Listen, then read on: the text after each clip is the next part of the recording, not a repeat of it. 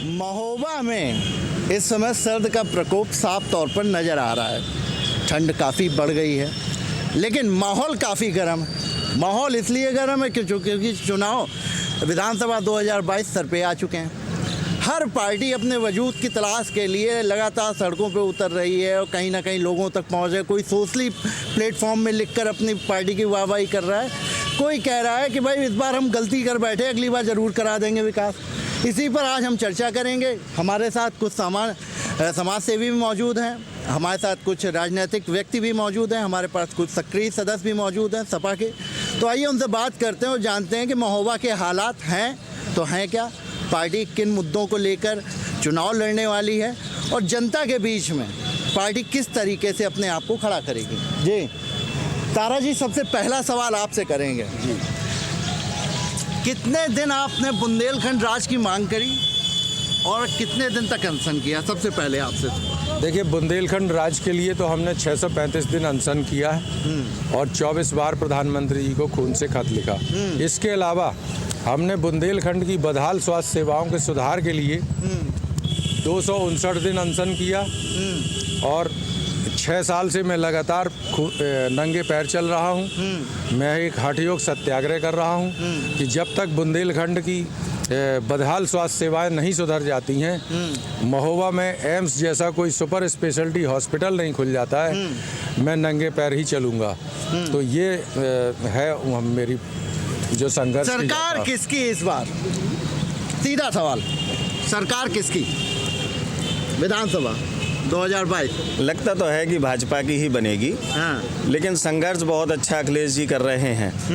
अभी बीच में तो बहुत अच्छा हाइप उठा था कि गवर्नमेंट बना सकते हैं अखिलेश जी, लेकिन पिछले कुछ दिनों से जो उन्होंने टिकट जो ऐसे माफियाओं को दिए हैं कि जनता के बीच रोष है, प्लस जो अपने परिवार के सदस्य को दूसरे दल में जाने से नहीं बचा पाए, इसलिए भी जनता में चर्चा है। और साथ में बीजेपी की अपनी जो रणनीतियां हैं और उनके जो कार्य हैं वो ज़्यादा अच्छे से दिखा पा रहे हैं, जनता तक पहुंचा पा रहे हैं, इसलिए ऐसा लगता है कि भाजपा की ही सरकार बनने वाली है। भाजपा की ही सरकार बनने वाली है, लेकिन अखिलेश साहब फाइट में रहेंगे बिल्कुल। भाई सीधा सा सवाल, चौधरी साहब सबसे पहले तो ये क्या लगाए? अच्छा, माननीय राष्ट्रीय अध्यक्ष जी। माननीय राष्ट्रीय अध्यक्ष जी, ये बताइए। अच्छा, बहुत बढ़िया बात है। ये बताइए, स्वामी प्रसाद मौर्य को बीजेपी ने निकाल लिया, आप लोगों ने गोदी में बैठा लिया। अब वो कहते घूम रहे हैं कि साहब हम तो दलित पिछड़ों की बात ही नहीं कर पाए, 5 साल हम बेकार में ऐसे रहे। तो अब वो आगे चल के अगर सरकार आपकी बनती है तो क्या आप मानते हैं कि वो करेंगे ये बात? देखिए, ऐसा है कि भारतीय जनता पार्टी ने हमेशा पिछड़ों, दलितों और अल्पसंख्यकों का हनन करने का काम किया है। ये बात 5 साल पूरे होने पर ही मौर्य जी को क्यों याद आई? देखिए, ऐसा है, मौर्य जी हमारी पार्टी के वरिष्ठ नेता हैं और जब उन्होंने पूरे प्रयास किए और जैसा कि उन्होंने भी इस चीज़ पे चर्चा की कि मैंने मुख्यमंत्री जी से भी कहा, प्रधानमंत्री जी से भी कहा और उसमें कोई वहाँ से कोई प्रतिक्रिया नहीं आई। और पिछड़े वर्ग का कोटा काट के जब दूसरे जाति के लोगों को एडजस्ट किया गया और उनको बैक करने का काम किया गया, तो उनको लगा और हमारे दल में आए, उनका स्वागत है। अब वो हमारे नेता हैं और पिछड़ों का इंकलाब होगा, 22 में बदलाव होगा। वरिष्ठ सपाही हैं। बिल्कुल वरिष्ठ सपाही हैं। बिल्कुल भाई, ये तो मान गए, ये कह रहे हैं मौर्य जी हमारे वरिष्ठ सपाही हो गए, तो क्या मौर्य जी की घर वापसी हो गई? इन्होंने अभी कहा कि पिछड़ों का, आपको मैं बता दूं, सबसे बड़ा पिछड़ा नेता जो सर्वमान्य है, मैं इतनी संकीर्ण विचारधारा का नहीं हूं कि उसे पिछड़ों तक सीमित कर दूं। माननीय नरेंद्र मोदी जी जो केवल नेता नहीं बल्कि देवता की तरह इस देश में पूजे जा रहे हैं, वो पिछड़े वर्ग से आते हैं। क्या स्वामी प्रसाद मौर्य जी या और जो नेता हैं, इनकी औकात है नरेंद्र मोदी के आगे? उन्होंने जो काम किए, अभी सबसे बड़ा काम जो किया, 27% आरक्षण जो नीट के लिए, इसके पहले तमाम सरकारें रही, किसी ने कुछ नहीं किया, लेकिन नीट में भी उन्होंने 27% आरक्षण लागू करा दिया। सवर्णों के लिए भी, जो गरीब सवर्ण थे उनके लिए भी हम लोग केवल जातिवाद या जाति की राजनीति नहीं करते, समग्र विकास, सुशासन, सुरक्षा, इसको लेकर भारतीय जनता पार्टी आगे बढ़ती है। सभी वर्गों का सम्मान हो, सभी वर्गों का विकास हो, सभी के लिए भोजन पानी की व्यवस्था हो, हम इस पर काम करते हैं। इस पर काम करते हैं। बहुत बढ़िया सवाल किए भाई। देखिए, योगी साहब को तो श्री राम जी के सपने आते हैं, अखिलेश साहब को इस समय कृष्ण भगवान आगे कुछ कह रहे हैं कान में। अब क्या कह रहे हैं ये थोड़ा सा बताएंगे क्या? सबसे बड़ी गलती उत्तर प्रदेश की जनता की ये थी कि 5 साल इन्होंने पूर्ण बहुमत की सरकार बीजेपी की बनाई। वो 5 साल इनके लिए बड़ा मुसीबत हो गई जनता के लिए। उत्तर प्रदेश की जनता ने सबसे पहले तो मन बना लिया है कि अब हम उस सरकार के पीछे जाएंगे, उस सरकार के साथ रहेंगे जो उत्तर प्रदेश में विकास करती है, जिसने विकास किया है। मेडिकल कॉलेज दिए हैं, 100 डायल दी हैं। अब बाकी नाम चेंज करने से विकास मानते हो भाजपाई तो बात की बात है। बात करी थी गंगा साफ करने की, अब वो गंगा में लाशें बह गई, उसको सफाई मानते हो तो नंबर अपना जोड़ लें। बाकी उत्तर प्रदेश में और महोबा के ये नेतागण जितने भी यहाँ खड़े हुए हैं ये बताते हैं उत्तर प्रदेश में तो कुछ हुआ ही नहीं। महोबा के लिए योगी सरकार ने क्या किया है, एक काम गिनवा दे जिससे जनता के बीच में जाके वो ये कह सके कि हमारी बीजेपी को वोट दें। भाई सीधा सा बात कही इन्होंने, योगी सरकार ने काम क्या किया 5 सालों तक महोबा के विकास के लिए, क्या कहेंगे आप? नहीं, आप ऐसा नहीं कह सकते कि योगी सरकार ने कोई काम नहीं किया है। योगी सरकार ने गुंडों का सफाया किया। यही मैं एक व्यापारी भी हूँ। व्यापारियों के लिए सबसे बड़ी बात यही होती है कि हमें जो डर है लोगों से उससे बचाया जाए। तो सबसे बढ़िया काम तो यही किया कि जो गुंडों से बचा रहे हैं हम लोग अपना जीवन यापन और व्यापार अच्छे से कर रहे हैं, यही बड़ी बात है। और बताएं, मतलब कुल मिला के योगी सरकार ने गुंडों से बचा लिया, सबसे बड़ी बात है। बिल्कुल बचाया है, काफी कम किया है गुंडागर्दी, और भी काम किया है। कौन से काम हुए बताइए? देखिए, पहली चीज इतने लोगों के आवास बन गए हैं, जो मुफ्त आवास दिए हैं, वो एक ऐसी चीज है कि जो लोग जिंदगी भर सोचते हो मकान नहीं बना पाते।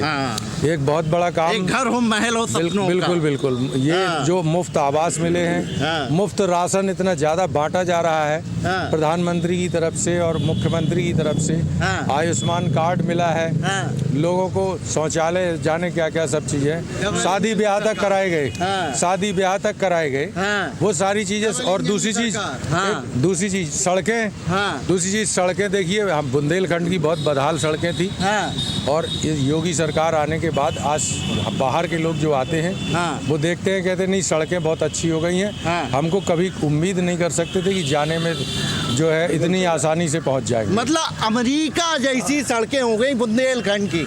ये गड्ढे अभी भी तमाम दिखते, क्या कहेंगे भाई? उन्होंने तो कह दिया सड़कें चिकनी हो गई है। देखिए, जो चिकनी सड़कें ये देख रहे हैं, अगर उत्तर प्रदेश में कोई सबसे पहले एक्सप्रेसवे बनाने वाला है तो हमारी समाजवादी पार्टी की सरकार है। क्योंकि अगर रोडों में आज फाइटर प्लेन उतर रहे हैं तो आगरा लखनऊ एक्सप्रेसवे में उतर रहे हैं। बुंदेलखंड में क्या उतर रहा है ये बताइए आप? बुंदेलखंड की जो ये सड़कें हैं मॉडल सिटी के रूप में माननीय अखिलेश यादव जी ने पैसा दिया था, और जो ये आज ये सड़कों पे ये घूम रहे हैं, टहल रहे हैं, चाहे वो कीरत सागर का सुंदरीकरण का हो, एक GGIC कॉलेज 5 साल से बना पड़ा है, ये लोग उसको चालू नहीं कर पाई। बिल्कुल कंप्लीट है, बच्चियों को दिक्कत हो रही है। समाजवादी सरकार में काम कंप्लीट हो गया था, लेकिन अभी इन्होंने नहीं काटा, क्योंकि ये सिर्फ नाम बदलते हैं, फीता काटते हैं, और जो ये गुंडागर्दी का आरोप लगाते हैं कि माफिया है। आजम खान का सुनना है टिकट कट रहा है। नहीं, सुनिए, मैं उस पे आपको जवाब देता हूँ। आज आप देख लीजिए, एक विशेष जाति के माफिया है। क्या मैं भाजपा के साथियों से पूछना चाहता हूं कि IPS फरार है, क्या ये उसमें जवाब देंगे? हाँ, बहुत बढ़िया सवाल। मणिलाल पाटीदार आज तक फरार, क्या कहेंगे? देखिए, मणिलाल पाटीदार फरार है, ये बात सत्य है, लेकिन सरकार पूरा प्रयास कर रही है। उनके घर की कुर्की भी हुई, उनके साथियों को भी हम लोगों ने दबोचा है, और उनके साथियों को जेल में है जो उनके सहयोगी थे। मणिलाल पाटीदार भी एक दिन दबोचे जाएंगे। और अभी हमारे मित्र ने कहा कि कीरत सागर के लिए कि सुंदरीकरण 2017 से पहले, आप भी इसी बुंदेलखंड और महोबा से आते हैं, 2017 से पहले दिन में जाना वहाँ मुमकिन नहीं था। आज दिन हो या रात वहाँ पर मेला लगा रहता है, चाहे बहन बेटियां हो या भाई हो, सारे लोग बिल्कुल भय मुक्त होकर के आराम से वहाँ घूमते और एंजॉय कर रहे हैं। ये सुशासन है। इस बार मुसलमान किधर जा रहा है? मुसलमान क्या वोट करेगा इस बार बीजेपी को? क्योंकि जिस मुसलमान तरीके से सफाई आरोप लगाते हैं, बिल्कुल बिल्कुल अल्पसंख्यकों बहुत का अच्छी शोषण बात हुआ कही, है। बहुत अच्छी बात कही। मुसलमान पूरी तरीके से माननीय योगी जी के साथ में हैं। 37% मकान जो बने हुए हैं, 37% मकान मुसलमानों को मिले हैं उत्तर प्रदेश के अंदर। इसके पहले एक जाति विशेष के यहाँ तो स्कॉर्पियो खड़ी हो जाती थी आकर के, लेकिन मुसलमान बेचारा फट्टा बिछा के जमीन में ही सामान बेचता था। उन्हें गरीबों से जल रहे हैं ये लोग कि ये गरीबों को जो उठाया जा रहा है। 45 लाख मकान हमारी सरकार ने अकेले उत्तर प्रदेश के अंदर बना करके दिए हैं। गरीबों को देखा नहीं जा रहा। इनको ये लगता था कि ये तो गरीब आदमी है, हम कुर्सी में बैठेंगे, ये हमारे नीचे आके बैठेगा और हम बिल्कुल बाबूजी बन के बैठे रहेंगे। लेकिन जब मोदी जी ने उनको सम्मान दिया, उनको पक्का मकान दिया, उनको शौचालय दिया, धुएं से निजात दिलाई, उनके घर में रोशनी पैदा की, फ्री उनको बिजली का कनेक्शन दिया, तो ये जो तमाम जो गुंडागर्दी करने वाले लोग, जो सामंती विचारधारा के जो लोग थे, जिनको ये लगता था कि बाप के बाद बेटा, बेटे के बाद पोता मुख्यमंत्री बनेगा, लेकिन जनता ने ये दिखा दिया कि तुम्हारी औकात क्या है। तुम पहले 47 पे आए थे, इस बार 7 पे सिमट जाओगे भैया, 7 पे सिमट जाएंगे। इस बार समाजवादी पार्टी 400 सीटें जीतेगी। मैं कहना चाहता हूं, ये कानून व्यवस्था की हमारे साथी, भाजपा के साथी दुहाई दे रहे हैं। मैं पूछना चाहता हूं कि विशेष जाति का माफिया किसकी सरकार में क्रिकेट खेलता है? हाथरस कांड और उन्नाव कांड किसकी सरकार में होते हैं? हमने भी लोहिया आवास, जनेश्वर मिश्र गांव हमने बनाए। जितना विकास समाजवादी पार्टी की सरकार ने किया, उतना उत्तर प्रदेश की कोई सरकार नहीं कर सकती। जनता समझ चुकी है, जान चुकी है इनको। अब समाजवादी पार्टी की 400 सीटें से सरकार बनने वाली है। आवंटित हुए थे और 18 लाख लैपटॉप, 18 लाख लैपटॉप। इनके जो बाबा मुख्यमंत्री जी हैं, वो लैपटॉप चलाना तो जानते हैं नहीं, तो ये लैपटॉप बांटेंगे क्या? मैं इनसे पूछना चाहता हूं, क्या महोबा के गरीब बच्चों को किन्ने फोन बांटे? फोन बांटे, लैपटॉप बांटे? 200 बच्चों को फोन बांटते? नहीं, बोलने दीजिए। 200 बच्चों को देखिए। अरे आप क्या विकास की बात करते हैं? जहां पे की बात की, इनसे पूछिए कि लोहिया आवास कितने आवंटित हुए। हम ये बता रहे हैं कि हमने 45 लाख उत्तर प्रदेश के अंदर और 3 करोड़ पूरे देश के अंदर आवास बना कर दिए। इनसे पूछे कितने लोहिया। आप बताइए भाई, सीधा सवाल। चौधरी साहब देखो, नेता तो हो तुम। हर जनपद में हमारे लोहिया समग्र ग्राम विकास के तहत गरीबों को दिए गए। इनसे पूछे कितने आवास, कितने। हमारी बात मत करें कि हमने ये बनाया वो बनाया, बताइए कितने। आप जनपद महोबा में हम बताएंगे आपको आंकड़ा। नहीं, आप आंकड़ा नहीं बता पाएंगे। आंकड़ा भी मैं देता हूँ, लेकिन मैं अपनी पहले जो पुरानी बात मैं कर रहा था, वो मैं कर नहीं पाया। क्या है कि ये चीज गलत है। 28,000 लोहिया आवास केवल कागज में बनाए। जनेश्वर मिश्र हमने वो कौन देगा? 28,000 तो ये बताइए, ग्रामीण इलाके में थे। आप क्या करते हैं? हम कुछ नहीं करते। खेती बाड़ी तो होगी। खेती बाड़ी। विकास किस सरकार में ज्यादा दिखा आपको? अखिलेश सरकार में कि बीजेपी सरकार में? बीजेपी सरकार। क्या मिला आपको? मिला क्या? देखिए कि सम्मान किसान मिल रही है किसानों को। मोदी जी दे रहे हैं। मोदी ने जम्मू कश्मीर की धाराएं हटाई, जो कोई सरकार नहीं कर सकी, वो मोदी ने करके दिखा दिया। और सरकार बीजेपी की फिर बनेगी। अब विकास बीजेपी ने बहुत कुछ किया। अखिलेश जी ने जो कार्य छोड़ दिए थे, उस कार्य को बीजेपी ने पूरा किया। वो कहते वो। अच्छा, आप ये बताइए, आपका नाम क्या है? इकबाल साहब, ये बताइए कि आप मुसलमान हैं, अल्पसंख्यक में आते हैं। अब ये बताइए कि सरकार किसकी आप चाहते हैं? देखो, कमल का फूल और साइकिल दोनों की भी चल रही टक्करी चल रही है। हाँ, अब ये हवा पता चलेगा कि आपका वोट किसको जाएगा? आपका वोट किसको जाएगा? हम तो वोट की टाइम पे तो अजमेर शरीफ चले जाएंगे हम। वोट नहीं देंगे। मतलब सरकार ख्वाजा साहब का उरस आ रहा है ना, तो हम अजमेर में रहते हैं। अच्छा, आप अजमेर में? तो अजमेर में भाई घर से कोई तो वोट करेगा। कोई भी करेगा तो वो देखो, छुपा हुआ वोट है, बताएंगे नहीं है। छुपा हुआ वोट है भाई, छुपा हुआ वोट है, बताएंगे नहीं जी। ये अजमेर चले जाएंगे, ठीक है, चुनाव के समय। देखिए, हाँ, पहले 3 तलाक को लेकर के बहुत हंगामा मचाया गया। मैं आपको उत्तर प्रदेश के सबसे बड़ी मुस्लिम आबादी का जो जिला है रामपुर, जहां पर समाजवादी पार्टी का सबसे बड़ा मुस्लिम चेहरा आजम खान चुनाव जीत कर आते हैं, ठीक है ना। रामपुर की सराई अदालत में इसी वर्ष का आंकड़ा बता रहा हूं मैं, 20 ऐसे केसेस आए जो तलाक से संबंधित थे, 3 तलाक से संबंधित। लेकिन जैसे ये कानून पास हुआ है, ये कानून पास हुआ, इस कानून के आने के बाद 12 मुकदमे वापस हो गए। वो क्यों वापस हो गए? क्योंकि पहले तो ये था कि तलाक तलाक तलाक, इंस्टेंट 3 तलाक और डिस्कनेक्ट हो गए। लेकिन अब ये कानून आने के बाद इसमें 3 महीने का समय है। बिल्कुल अब शरीयत लागू हुई है। शरीयत के अनुसार उन 3 महीनों के अंदर लोगों को आपस में कंप्रोमाइज करने का समय मिल गया। तो आप ये मान के चलिए 20 में से 12 परिवार टूटने से बच गए। तो लोगों को लगा कि केवल भाजपा का विरोध करना, मोदी का विरोध करना, बिना लॉजिक के विरोध करना जायज नहीं है। पिछली बार 9% लोगों ने वोट किया था, इस बार हमारा आंकड़ा 25% का है मुस्लिम आबादी का। 25%। बिल्कुल भाई, 37% लोगों को आवास मिले, ठीक है ना, 24% लोगों को शौचालय मिले। क्यों नहीं करेंगे? वैसे भी 80 करोड़ लोगों को सरकार खाद्यान्न फ्री उपलब्ध करा रही है। इतनी बड़ी महामारी, कोरोना महामारी, वैश्विक महामारी के बावजूद भी आप पूरे प्रदेश का आंकड़ा निकालिए, क्या एक भी मौत भूख के कारण हुई? आप तो पत्रकार बंधु हैं जी। लोग आरोप लगाते हैं रोजगार छिन गए। अरे हमने सबसे बड़ा काम किया, जो सभा सरकार में लोग पलायन कर गए थे बुंदेलखंड छोड़ करके, वो जब वापस आए, हमारी सरकार ने उन्हें 10-10 हजार रुपए का लोन दिया, उन्हें कारोबार करने के लिए दिया, उनको फ्री खाने के लिए दिया। आज जिन घरों में ताले लगे थे, आज उन घरों में किलकारियां गूंज रही हैं, बच्चे खेल रहे हैं, खुशी का माहौल है। खुशी का माहौल है, इन्होंने कहा खुशी का माहौल है। क्या कहेंगे आकाश जी इस बारे में? उन्होंने कहा किलकारियां गूंज रही है हर तरफ, बिल्कुल घनघोर, बिल्कुल खुशियां बरस रही हैं चारों तरफ, आसमान बिल्कुल लद गया। देखिए बीजेपी वाले कुछ भी बोल रहे हैं, सबसे पहले जनता ने देखिए बदलाव का मन बना लिया है। बोलने का काम है इनका कुल मिला के। इन्होंने 1 रुपए के पेपर में बता दिया हमने विकास कितना किया है। अब इनके विकास के आंकड़े क्या बात करें? इन्हें किया क्या है? इनने सिर्फ फीते काटे हैं 5 साल। बोलते हैं कि हमारे एक साथी हैं, उन्होंने बोला माफिया खत्म हो गया। हमारा एक व्यापारी गोरखपुर गया, उसके साथ कितनी बड़ी घटना हो गई।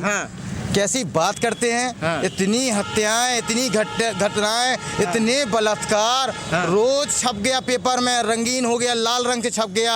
दिन दहाड़े बलात्कार हो रहे हैं, रात में बेटियों को जला दिया जा रहा है इनके शासन में। ये बात करते हैं भयमुक्त, ये गुंडे हैं, ये भगवा के कपड़े पहन के गुंडे हैं, जो बात करते हैं इस तरीके की। ये सरकार या अधिकारियों की आड़ में गुंडागर्दी कर रहे हैं। अच्छा एक चीज ये बताइए भाई अजरिया साहब, ये बताइए महोबा जनपद में 2 विधानसभाएं, चरखारी और महोबा जी। किस विधानसभा में विकास दिख रहा है आपको? किस विधायक के जरिए काम कराया गया है, या दोनों विधानसभाओं में बिल्कुल चमन बरस रहा है? नहीं, चमन तो नहीं कहेंगे, लेकिन दोनों ही विधानसभा काफ़ी अच्छी हो गई हैं पहले की अपेक्षा।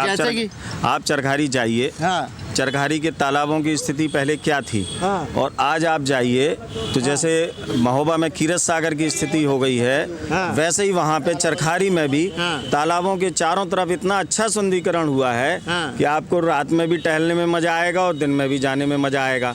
अगर सौंदर्यीकरण की बात करें तो बीजेपी से अच्छा सौंदर्यीकरण अभी तक किसी ने नहीं किया। सौंदर्यीकरण से क्या आम इंसान का, जो रिक्शा चलाता है, जो ठेला लगाता है, जो रेवड़ी बेचता है, उसका पेट भर जाएगा? पेट तो भरेगा उसका बुंदेलखंड राज्य बनने से ही। और राज्य कैसे बनेगा, इसका क्या उपाय है भाई? आप लोगों ने 24 बार रक्तदान किया, समझिएगा बात को। जी हाँ, तकरीबन 24 बार रक्तदान किया। बिल्कुल किया। 637 दिन आप लोग अनशन पे डटे रहे। बिल्कुल डटे रहे, 634 दिन। 634 दिन, जी हाँ। उसके बावजूद भी क्या निकला, निष्कर्ष क्या आया? ये आज भी नंगे पाँव घूम रहे हैं। भैया मैं चाहता हूँ कैमरा मारिए जरा यहाँ पे इनके नंगे पाँव में। हाँ भाई, अभी तक पाँव में चप्पलें क्यों नहीं आ पाई 634 दिन करने के बाद? देखिए ऐसा ऐसा है, इसमें जहाँ तक बात है कि हम असंतुष्ट हैं सरकार से। हाँ। हम इस बात को कहते हैं। हाँ। हम मोदी जी से कुछ बातों को लेकर नाराज हैं। हाँ। योगी जी से भी नाराज हैं। हाँ। लेकिन मतलब योगी मोदी दोनों से नाराज हैं कि उन्होंने हमारी बात नहीं सुनी। हाँ। लेकिन देश के लिए, प्रदेश के लिए बहुत कुछ किया है। इसलिए हम अपने गुस्से को शांत करते हुए उन्हीं का तिलक करवाएंगे। आशा से मतलब और हमें उनसे उम्मीद है। हम तो महबूब है सनम, हाँ। खून से खत लिखते और जाएंगे। सपा समाजवादी पार्टी की जहाँ तक बात है, हम इसलिए सपोर्ट करने से बचते हैं उनको क्योंकि वो बुंदेलखंड राज के खिलाफ है। अच्छा। उसका बयान वो दे चुके। मुलायम सिंह जी ने खुद कहा कि हम बुंदेलखंड और छोटे राज्यों के पक्षधर नहीं। और ये बात अखिलेश यादव भी बोल चुके हैं। दूसरी तो हम उनका साथ नहीं दे सकते। और रही बात कांग्रेस की, तो कांग्रेस की बात जहाँ तक है, हम अनशन पर जब बैठे थे स्वास्थ्य सेवाओं के खिलाफ उसको बेहतर बनाने के लिए, तो राहुल गांधी हमारे अनशन पर आए और 20 मिनट बैठे रहे और उनको हमने ज्ञापन भी दिया, उनसे बात हुई कैसी सारी समस्याओं पर। उन्होंने कहा कि मैं पार्लियामेंट में इस मुद्दे को उठाऊंगा, बुंदेलखंड की बदहाल स्वास्थ्य सेवाओं उठाया उन्होंने, लेकिन उन्होंने नहीं उठाया। किसी भी फ्रंट पे, किसी भी मोर्चे पे, किसी भी प्रेस कॉन्फ्रेंस में बुंदेलखंड रात तो छोड़िए, बुंदेलखंड की बदहाल स्वास्थ्य सेवाओं की बात नहीं उठाई। तो हम उनसे भी हताश हो चुके। रही चीज़ बसपा की बात, मायावती जी ने जब अपने कार्यकाल में उत्तर प्रदेश के 4 टुकड़े करने के लिए एक प्रस्ताव पास किया था, बुंदेलखंड राज की वकालत की थी, लेकिन बाद में वो भी खामोश हो गई। उन्होंने भी कुछ भी बोलने से इनकार किया। हमने बसपा के नेताओं से भी कहा कई बार, तो उनकी नीयत में भी खोट नज़र आता है। लेकिन चूंकि भाजपा छोटे राज्यों की पक्षधर रही है, उनके कार्यकाल में अटल जी ने 3 छोटे राज्य बनाए थे और तेलंगाना भी मोदी जी के आने के बाद ही बना। और हमको इसलिए मोदी जी से उम्मीद है। हमने अभी जो अटल जी का जन्मदिन था 25 दिसंबर को, तब हमने मोदी जी को खून से 24वीं बार जो खत लिखा था, यही लिखा कि अटल जी को सच्ची श्रद्धांजलि दीजिए आप। और उन्होंने 3 राज्य बनाए थे, आप कम से कम 1 बनाइए। जब तक बुंदेलखंड नहीं बनेगा, यहाँ का जमीनी हकीकत पर विकास नहीं हो पाएगा। जो भी विकास हो रहा है वो सिर्फ ऊंट के मुंह में जीरे से ज्यादा कुछ नहीं। मतलब सरकार उस तरीके से काम कर नहीं पा रही है। नहीं कर पा रही है भाई, सरकार उस तरीके से काम नहीं कर पा रही है। क्या कहेंगे आप, क्या कहेंगे? सरकार तो उस तरीके से काम नहीं कर पा रही। देखिए, तत्कालीन अभी सरकार जो है भाजपा की थी है, ये हिसाब ये भाजपा के लोग दें। हम तो अपने 17 तक का विकास कार्य गिना सकते हैं आपको। आप बताइए, अभी प्रधानमंत्री मोदी जी यहाँ रैली करने आए 2017 से पहले हमसे पूछे 12-17 में बता दें क्या विकास हुआ। लेकिन 17 के बाद जब भाजपा आई, हिसाब वो देगी ना कि हम बिल्कुल कोरोना जैसी महामारी की त्रासदी पूरे देश में थी। जनता के ऊपर 2 बार बिजली का बिल बढ़ाकर लूटने का काम किया और आप कहते हैं हम आपको आधा बिल कर रहे हैं। अरे सरकार आपकी, आप बिल माफ कर दो। हम तो 300 यूनिट आने की बात करते हैं। सरकार आपकी, आप बिल माफ करो। क्या ये वापस करेंगे पैसा?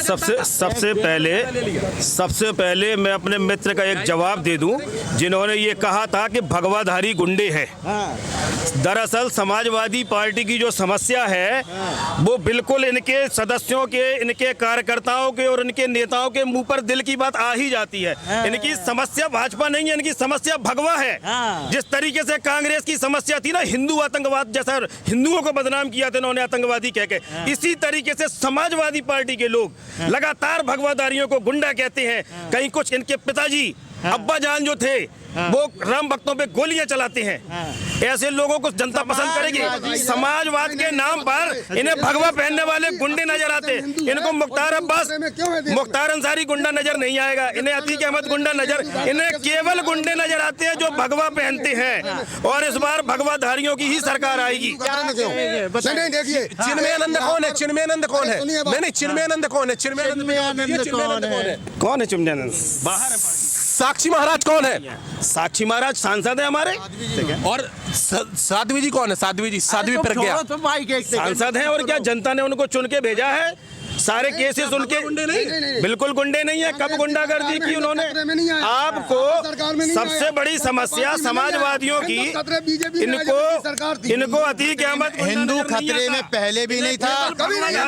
इनको केवल भगवा पहनने वाले ही गुंडे नजर आते हैं। भैया सबके सब खतरे में है क्योंकि सब भिड़े जा रहे हैं। हाँ, अब आप बताइए क्या कहेंगे भाई? हिंदू खतरे में है, मुसलमान खतरे में, आप खतरे में है कि नहीं है? नहीं, कोई खतरे में नहीं रहेगा। हाँ। ये तो हमारे ख्वाजा साहब से दुआ करेंगे भाई, हाँ। कि सब अच्छे रहें। सब अच्छे रहें। अच्छा एक चीज ये बताइए, आप तो ठहरे युवा, इधर आइए, नाम बताइए। बीरन तिवारी। यार टूथपेस्ट कौन सा करते हो, कौन सा मंजन उपयोग करते हैं आप? हमने लाल दंत मंजन की लाल दंत मंजन, जिसकी चमक हमेशा बरकरार। क्या बात सरकार। तो क्या है इस बार चुनाव की, क्या है, किसको दोगे वोट? वोट देने लायक हो गए भाजपा हो? भाजपा भाजपा भाजपा, बिल्कुल कसम खा के बैठे हो? भाजपा भाजपा। काहे? सरकार अच्छी है हम लगी। क्या सरकार अच्छी है? कहीं दंगा, कहीं लड़ाई, कुछ नहीं हो रहा है इन सरकार में। न कोई महंगाई हमें समझ में आई, न कुछ। रोजगार मिल गया? मिल गया हमें। क्या मिला? 1000 रुपये मिला। 1000 रुपए में? घर में कितने लोग हैं? हम 5 जन। 5 जने। क्या करते हैं पिताजी? चक्की है। चक्की है। भाई साहब उनकी चक्की ना होती फिर 1000 रुपए आपको मिलता, तो क्या उससे आपका घर का तो पालन अगर चक्की ना होती तो काम कर रहे होते, वो भी तो होता कि नहीं होता। हाँ, तो फिर रोजगार दिया, इसका मतलब। इस बार वोट किसको? भाजपा। भाजपा को। कैसे? भाजपा बस, और कैसे? कैसे? भाजपा ही को देंगे। भाजपा ही को देंगे। लेकिन अखिलेश तो युवा है, उससे हमें मतलब नहीं है। मतलब युवा हो चाहे जैसा हो, मतलब वोट जाएगा भाजपा। कमल के फूल में। फूल में। ये देखिए, धूल में फिर खिलेगा फूल, कीचड़ में ही कमल खिलते हैं। जी बताइए, बहुत बहुत स्वागत है सबसे पहले। बहुत बहुत धन्यवाद जो है जी रुद्रराज भाई। ये बताइए भाई, युवा कह रहा है कि हम जाएंगे कमल के फूल में। जी जी, तो बिल्कुल सही कह रहा है युवा। हाँ। बच्चे, बूढ़े, जवान, महिलाएं, हाँ। सबके सब बिल्कुल जो है एक तरफा कमल में जाएंगे। और आप देखिएगा हाँ। प्रचंड बहुमत से पूरे उत्तर प्रदेश में भारतीय जनता पार्टी की सरकार बनने जा रही है। 10 तारीख को मुख्यमंत्री जी शपथ लेने जा रहे हैं। पार्टी छोड़ के तो लोग भागे जा रहे हैं, फिर कैसे बनेगी सरकार? पार्टी छोड़ के वो लोग जा रहे हैं जो अपना हित देख रहे हैं। हाँ। माननीय मुलायम सिंह जी की बहू भी तो हमारी पार्टी में आई। हाँ। आप देखेंगे कि कितने सपा से ज्यादा, 20 से ज्यादा विधायक भी हमारी पार्टी में है। हाँ। तो पार्टी छोड़ के जाना, पार्टी हारने की निशानी नहीं आप होती। बताइए, आपके घर में ही सेंधमारी हो गई? देखिए, हर इंसान की अलग अलग मानसिकता है। हाँ। नहीं, ये बताइए, बहू का बीजेपी में जाना क्या सही है? ससुर को पसंद आएगा? अरे बहू अपने भाई के साथ चली गई, उसमें क्या अपराध है? बीजेपी वाले इतने खुश क्यों हो रहे हैं कि घर की बहू? बीजेपी वाले देखिए, कहावतें कहने से कोई फायदा नहीं है। आप ये मानिए कि अपर्णा यादव जी आज से नहीं, पिछले कई वर्षों से भारतीय जनता पार्टी की, माननीय नरेंद्र मोदी जी की नीतियों से, कार्यशैलियों से प्रभावित थी। ये उन्होंने जब ज्वाइनिंग करी तब भी कहा कि आप पहले से जानते हैं कि मैं पहले से भारतीय जनता पार्टी की जो है समर्थक रही हूं। और पूर्व जिलाध्यक्ष आकाश शर्मा जी कह रहे हैं उनके भाई हैं तो वो चले गए। प्रदेश सचिव युवजन सभा कह रहे हैं कि वो उनकी बहन है। तो एक बहन अपनी मौर्य जी की भी हमारी पार्टी में छोड़ के गए हैं। तो ये बताएंगे कि उनको क्यों नहीं लेके गए? क्योंकि सब जानते हैं कि बहू बेटियां भाजपा में सुरक्षित है। अगर बहू बेटियां सुरक्षित होती तो हाथरस और उन्नाव जैसे कांड ना होते। हाथरस और उन्नाव जैसे कांड ना होते। अगर बहू बेटियां अगर सुरक्षित होती तो मुलायम सिंह जी को ये नहीं कहना पड़ता कि लड़के हैं, गलतियां हो जाती हैं। क्या हो जाता है? लड़के हैं, गलतियां हो जाती हैं। कैसा स्टेटमेंट? नहीं, ये बहुत गैर जिम्मेदाराना स्टेटमेंट था मुलायम सिंह जी का। वो बार बार आता है, लड़के हैं, गलतियां हो जाती हैं, ऐसा नहीं हो जाती हैं। ऐसा नहीं कहना चाहिए था। वो बहुत गलत संदेश उससे गया था। तो ये जो इस समय की पोजीशन है, इस समय कानून व्यवस्था बहुत अच्छी है। योगी जी इसके लिए बधाई के पात्र हैं। पूरी प्रदेश बलात्कार थम गए क्या?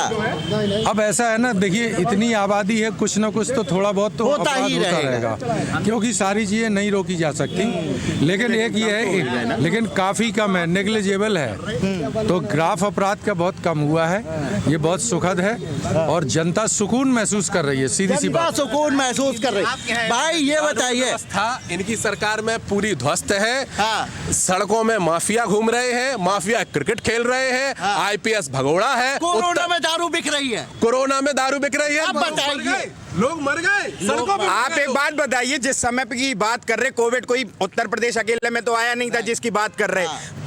जो भी देश कंट्री जो भी मेडिकल फील्ड में नंबर 1 थे नंबर 2 थे, उनकी जब दुर्दशा बिगड़ गई, लेकिन हमने काफी हद तक करा। और जब महोबा की बात कर रहे हैं ना, आपको अवगत कराना चाहूंगा समाजवादी पार्टी के लोगों को कि महोबा में सबसे पहले हमारा कोरोना मुक्त हुआ, और आप जाके देखे 551 ऑक्सीजन प्लांट लगाने का काम माननीय योगी आदित्यनाथ की सरकार ने किया। और जब आपकी सरकार थी तो जिला अस्पताल, महिला अस्पताल तो छोड़िए, सामुदायिक केंद्र बना के बैठे। और आप कौन सी बात कर रहे हैं? आपने इतने, आप जो यहाँ पे बातें करते हैं इतनी बड़ी बड़ी, आप अगर ये तो वही बात हुई ना कि जात बदला धर्म बदल दिया गोत्र, 2012 से 17 तक मुल्ला, तो अब देखो पंडित बना फिर रहा पुत्र।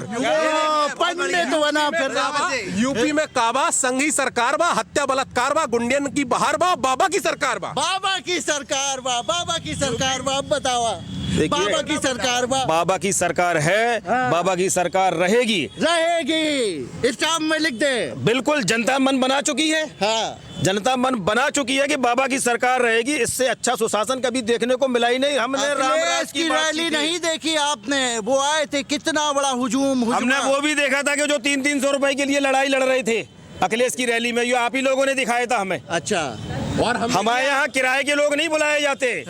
हमारे यहाँ किराए के लोग अपने आप आते हैं, दिल से चाहते हैं। इनके यहाँ अधिकारी बिठा दिए जाते हैं सिविल ड्रेस में, कोई आ नहीं रहा है। देखिए, जिन अधिकारियों की बात कर रहे हैं आपकी रैलियों में घुटनों में थे, और जो बोल रहे हैं ना, तो यूपी में 5 एक्सप्रेसवे बा, 551 प्लांट बा, अर्जुन सहायक परियोजना बा, घर घर शौचालय बा। वाह भाई वाह, वाह भाई वाह। देख लीजिए, यूपी में फीता कटवा बा, जो समाजवादी गांवों के फीता काट रहा है। अब फीता नहीं काटने देगी जनता। इनका ब्रह्मांड की भी संरचना ब्रह्मा जी ने नहीं, अखिलेश जी ने की थी। वो तो धोखे से फीता काट गए। कैसे फीता काट गए? भैया देख लिया आपने, सबके अपनी अपनी राय, अपने अपने रुझान। बड़ा टक्करी का है ये चुनाव भाई। 2022 विधानसभा वाकई में बड़ा टक्करी का कहा जा सकता है, क्योंकि कोई भी पक्ष किसी भी पक्ष से कमज़ोर नहीं आंका जा रहा है। 2 हैं तो भी चिल्ला रहे, 4 है तो और ज़्यादा चिल्ला रहे। कुल मिला के बात ये है कि सब अपनी बात रख रहे हैं, और सब ने खुले शब्दों में कहा है कि सरकार हम बनाएंगे, चाहे वो समाजवादी पार्टी के पदाधिकारी हों, चाहे वो बीजेपी के हमारे सक्रिय सदस्य हों।